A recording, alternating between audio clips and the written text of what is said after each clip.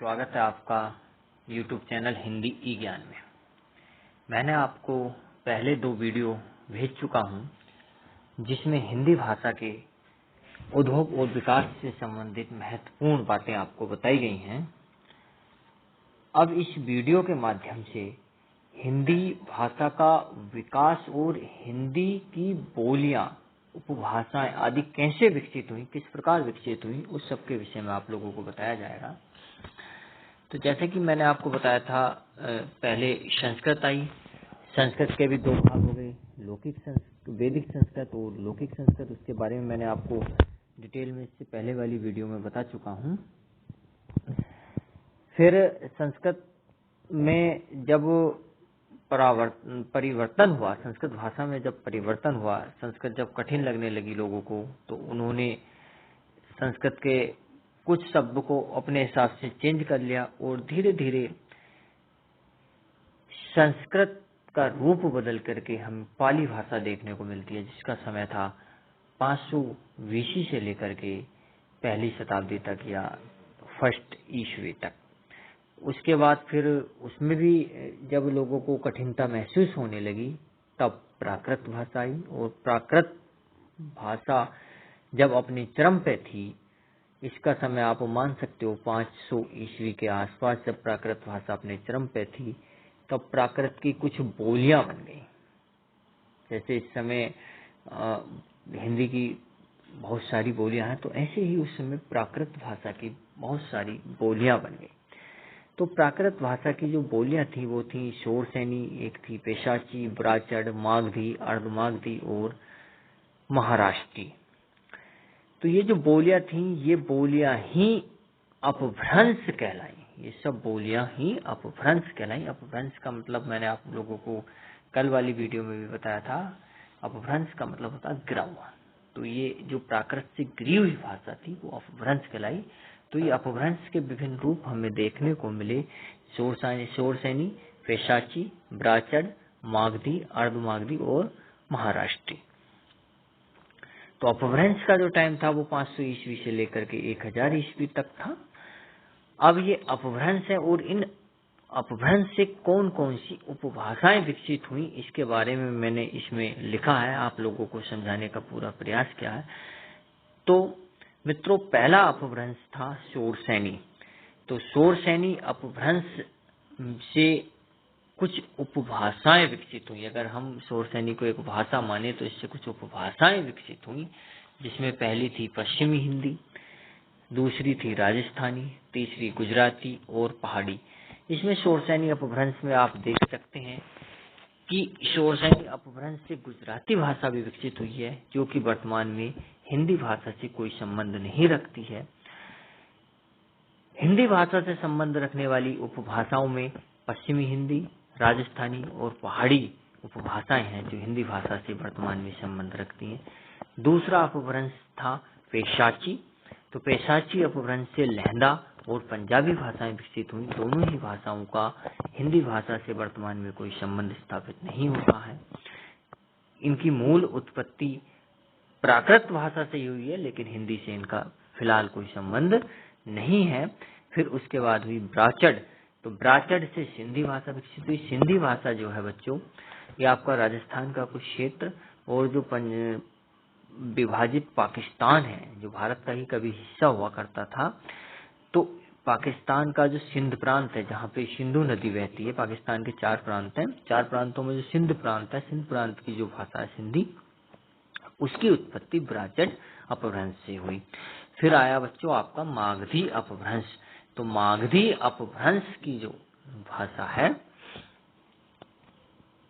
मागधी अपभ्रंश से जो उपभाषाएं विकसित हुई वो है बिहारी उपभाषा है, जो बिहार में बोली जाती है, बांग्ला, जो पश्चिमी बंगाल और बांग्लादेश, जो 1971 से पहले पूर्वी पाकिस्तान कहलाता था बांग्लादेश, वहाँ पे जो भाषा बोली जाती है बांग्ला। उड़िया, जो उड़ीसा भारत का एक राज्य है, उसमें बोली जाती है। असमिया, जो भारत का पूर्वोत्तर के 7 सिस्टर राज्यों में से एक राज्य है असम, उसकी भाषा असमिया।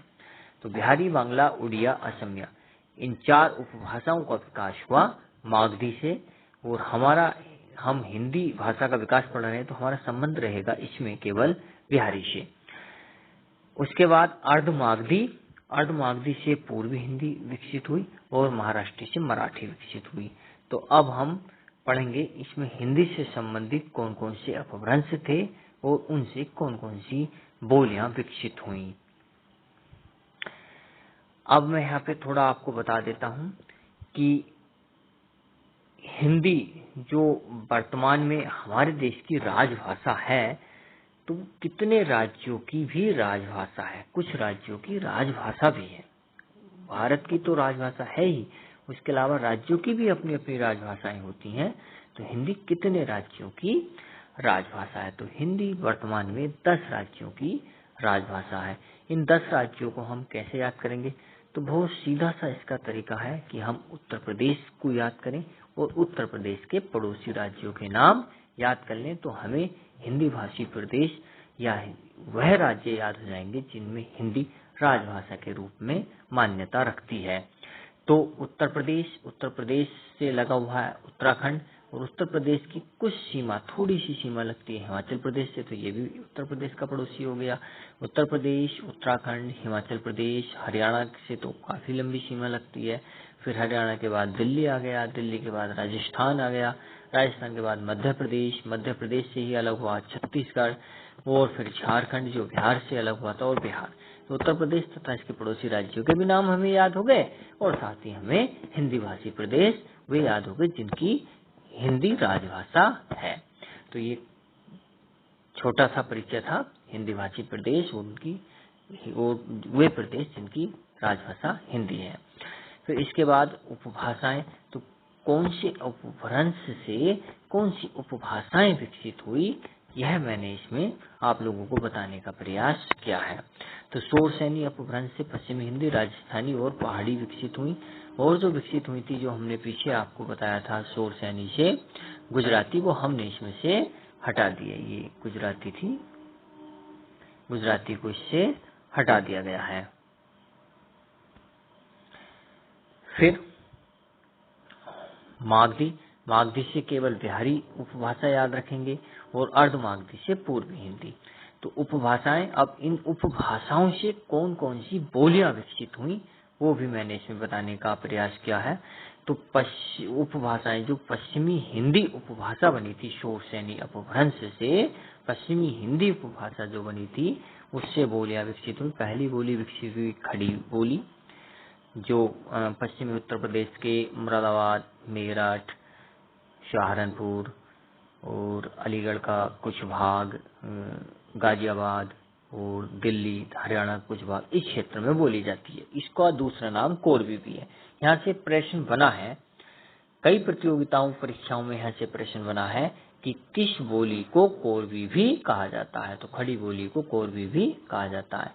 उसके अलावा ब्रजभाषा, जो मथुरा और इसके आसपास का क्षेत्र है, हरियाणवी, हरियाणा प्रदेश में, बुंदेली, जो झांसी और बुंदेलखंड वाला क्षेत्र है, उसको वहाँ पे बुंदेली बोली जाए, कन्नौजी, कन्नौज तथा उसके आसपास का क्षेत्र। तो ये पश्चिमी हिंदी से इतनी बोलियां विकसित हुई। फिर आता है आपका राजस्थानी उपभाषा। तो राजस्थानी उपभाषा से कौन कौन सी बोलियां विकसित हुई, मैं इसमें आपको समझाने का प्रयास करूंगा। तो राजस्थान है, तो कोई भी प्रदेश है उसको दिशाओं के आधार पर 4 भागों में बांट लीजिए। तो जैसे होता है पूर्व, पश्चिम, उत्तर, दक्षिण, तो वैसे ही उत्तरी राजस्थान, और उसके बाद पूर्वी राजस्थानी, उत्तरी राजस्थानी, पूर्वी राजस्थानी, दक्षिणी राजस्थानी और पश्चिमी राजस्थानी। तो उत्तरी राजस्थानी में जो आती है, या इसका दूसरा नाम क्या है, मेवाती। उत्तरी राजस्थान का दूसरा नाम, उत्तरी राजस्थानी बोली का दूसरा नाम मेवाती। पूर्वी राजस्थानी का दूसरा नाम जयपुरी, और दक्षिणी राजस्थानी का दूसरा नाम मालवी, पश्चिमी राजस्थानी का दूसरा नाम मारवाड़ी। तो ये आपको याद हो गए होंगे। ट्रिक बनाना चाहो ट्रिक बना लो। मेवाती का मे ले लो, जयपुरी का जय ले लो, मेज हो गया, और मालवी मारवाड़ी का मामा ले लो, मेज मामा। बन गई ट्रिक। आप चाहें तो ट्रिक बना लो इसकी, चाहे वैसे ही याद कर लो, जैसे आपको आसानी हो वैसे आप इसको याद कर सकते हो। फिर उसके बाद उपभाषा है हमारी पहाड़ी। तो पहाड़ी से पश्चिमी पहाड़ी और मध्यवर्ती पहाड़ी 2 बोलियां विकसित हुई। और जो मध्यवर्ती पहाड़ी है, मध्यवर्ती पहाड़ी से 2 उप बोलियां या छोटी बोलियां भी विकसित हुई, जिनका नाम है कुमाऊनी और गढ़वाली, जो मुख्यतः उत्तराखंड और हिमाचल प्रदेश के कुछ भागों में बोली जाती हैं। उसके बाद बिहारी उपभाषा है। बिहारी उपभाषा से हमारी भोजपुरी बोली विकसित हुई, मगही बोली विकसित हुई और मैथिली बोली विकसित हुई। भोजपुरी उत्तर प्रदेश के, पूर्वी उत्तर प्रदेश के कुछ भागों में, थोड़ा सा बिहार का भाग है, वहाँ बोली जाती है। मैथिली पूर्णतः बिहार में बोली जाती है। ये आपके बिहारी उपभाषा से विकसित हुई बोलियां हैं। फिर आती है आपकी पूर्वी हिंदी। पूर्वी हिंदी उपभाषा। तो पूर्वी हिंदी उपभाषा से अवधी बोली विकसित हुई, बघेली बोली विकसित हुई और छत्तीसगढ़ी बोली विकसित हुई। तो यहाँ तक मैंने आपको जो शोरसैनी आदि अपभ्रंश थे, उन अपभ्रंशों से कौन कौन सी उपभाषाएं विकसित हुई और उन उपभाषाओं से कौन कौन सी बोलियां विकसित हुई, इसके विषय में समझाने का प्रयास किया है। इससे अगली वीडियो में इसका बचा हुआ भाग, हिंदी भाषा का उद्भव और विकास से संबंधित जो बचा हुआ भाग है, उसको पूर्ण करके ग्रुप पर भेज दिया जाएगा। वीडियो देखने के लिए सभी का बहुत बहुत धन्यवाद।